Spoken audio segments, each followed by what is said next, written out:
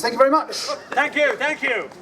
We're the Thousand Monkeys. We're very visible. We've both got red hats. It's how we recognise each other in the crowd, how I find they're at the end of the day. We're going to be in G Live on July the 20th with a whole pride of poets doing our stuff. We've just done an anthology courtesy of the Keystone Firefly Pub. That'll be us. There's a whole lot of local poets in this. There's Chris Salt, who's just become an MBE. There's Bernard Copps, who's the grand old man of poetry. And there's newbies like me. I will start with a rather sad poem, but there you go. I write about everything. This is called Snow Falls. She wakes to a morning with no reason for living, cries in the mirror to be forgiven, puts on her makeup, takes off her clothes, sits there and bleeds until she can't feel the blood in her veins runs cold. The cat cries to be fed, the batteries in her Walkman go dead, the Rachmaninoff stops. A letter she will never read drops on the welcome mat. Hold on, I'm not finished yet, I've just forgot my line. Drops on the welcome mat. Somewhere a mobile rings and stops. A member of a minor political party looking for her vote rings the doorbell twice, slips on the ice and ruins his coat. Curses. A man laughs at another man's joke. It's a big laugh, he's a big bloke. Laughter invades the square. There's a chill in the air. Her best friend calls for her to go on a blind date. She does not hear. Snow, snow, snow, snow. Thank you. Right, happier times. I was once Ireland's first poet in residence in a secondary school. And one day they outsourced me to the local Boy Scouts in the morning, so I had to change what I wrote about. And then they lent me out to the old folks' home in the afternoon. So there was a lot of chopping and changing there. I was talking about love and life and death, and all the old dears in the homes wanted to tell me about when they was gals in their 20s, which was the 1930s and the 40s. And they were telling me things about skinny dipping in the South China Sea, just missing the fall of Singapore, ephemera such as that. Mabel told me about the first time she ever got kissed. And Mabel used to swing her silver white hair like so. So for this poem, you have got to imagine me as Mabel. Tonight, Matthew, I shall be Mabel. This is called, Well Kiss My Popliteal Fossa. Sir, do you know where your popliteal fossa is? Do you want to know? Have you ever been, it's probably too private a question, have you ever been kissed on your popliteal fossa? You wouldn't know. I can assure you, sir, if you ever kissed on your popliteal fossas, you would know all about it. I need a volunteer from the audience. You, miss.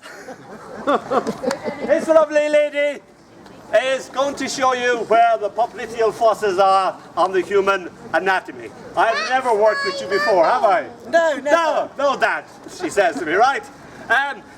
What's your name, love? Jenny. Jenny, this is Jenny.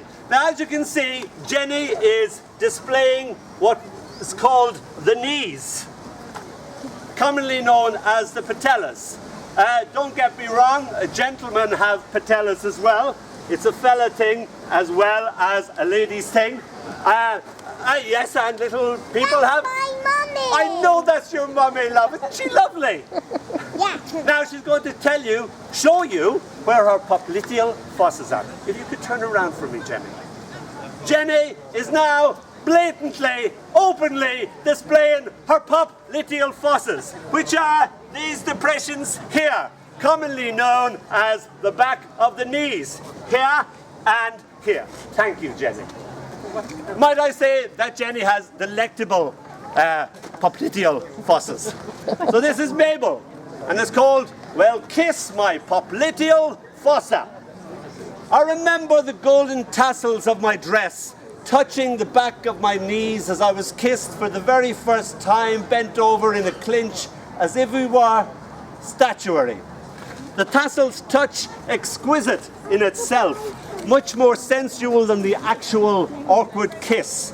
I wondered, his tongue dancing with my tonsils, if there was a name for that sort of thing. The back of the knees, I mean, sir. Okay, Freddie, I commanded, seeing as I seem to be in command here. That's quite enough of that. Shattered, he reluctantly took his tongue out of my mouth. Cheeky bugger, I thought, should never have let him go that far. Crestfallen, he stammered a sorry. You won't tell my mother, will you? I went in at once and asked of father. Father, is there a name for the back of the knees? Of course there is, my love. It's your popliteal fossa. I tingled to my toes, having discovered my first erogenous sewing and knowing that one day I would become a doctor. Thank you.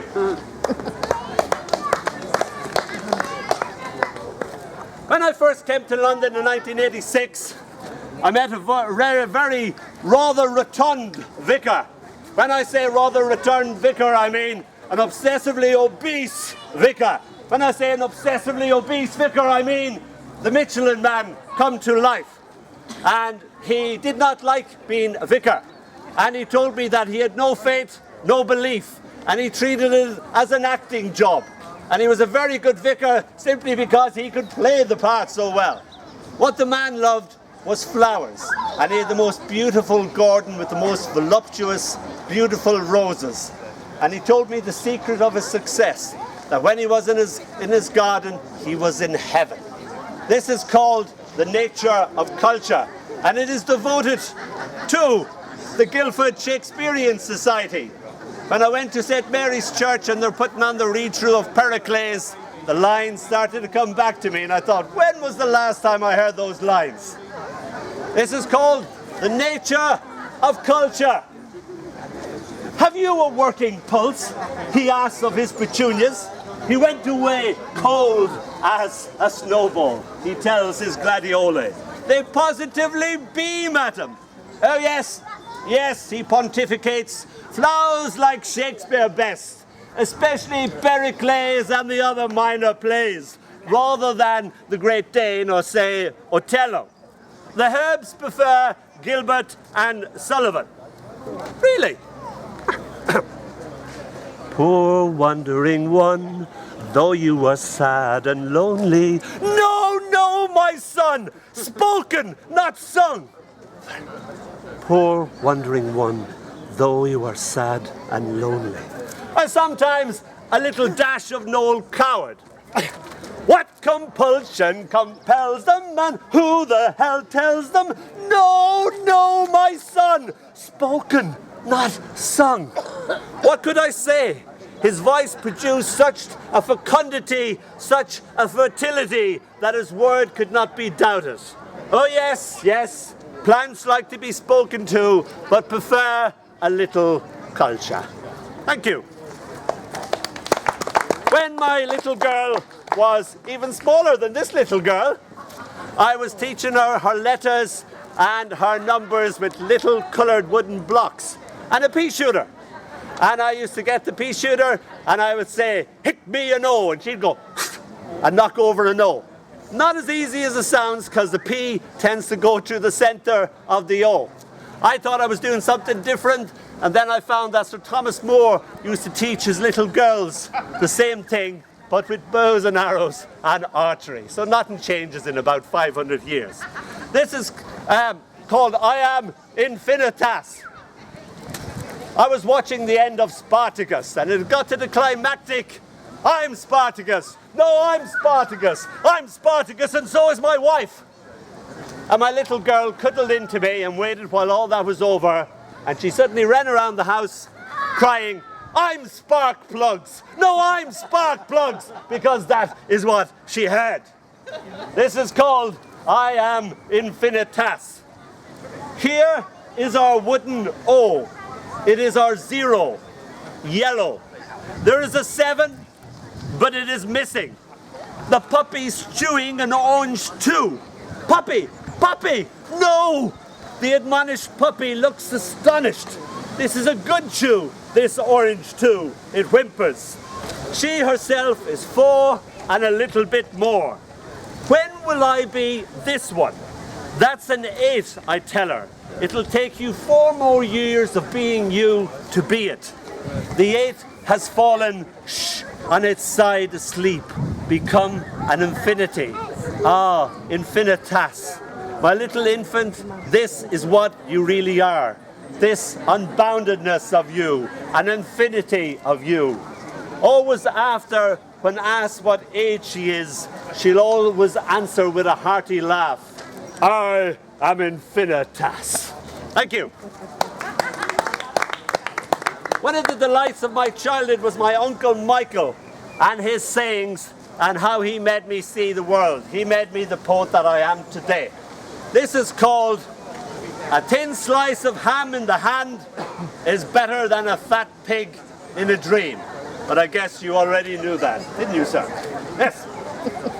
Never bolt your door with a boiled carrot, as Uncle would say with a wink, tongue in cheek. It didn't make any sense, as our door was always open, and we never knew it locked. And I like my carrots raw and stolen, plucked from my father's little plot. He perplexed by little human rabbits, his mud-caked boots standing amazed as we hid holding our breaths amongst the flowering cur pinks. But poets and pigs are only appreciated after their death, as they say, whoever they were. But as I always say, don't be after breaking your shin on a stool that isn't there. Thank you. Get back to the Shakespeare. This is called Passing Strange.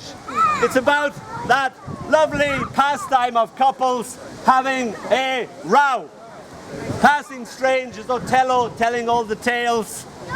But this lady didn't know of Shakespeare. And I had to inform her of Shakespeare. But once I did inform her of Shakespeare, she became a Shakespeario. Rose arose and having risen was angry. You never call me by my name, only love and darling. A rose by any other name would smell as sweet, I quoted. That's neat, she sweetly smiled. That's Shakespeare, I whispered in her ear and kissed her sweet, sweet smile, each reflected in the other's eye. Oh, quote me that kiss again, she sighed. How do I love thee, I cried. Let me count the kisses, she replied. My lovely, darling Rose. Thank you. Yep. And finally, we end up with feline friends. You know that moment when you leave your loved one with her loved feline cat and you go to work and you leave her there and you come home at dinner time and she's still fast asleep and the cat is fast asleep. Feline friends. Curled up on a couch with a curled up kitten cradled in your lap. Both of you totally out of this world. I smile at such a lovely double take. Tiptoe round the flat, afraid that you should wake. I kiss both your noses, and you both sniff and shift, adopt new synchronized poses. I can only love and sit and watch as one of you makes a move that the other will match. I take a Polaroid as I am leaving, place it between your toes where, on awakening, it will be seen to show you how very beautiful you've been. Thank you.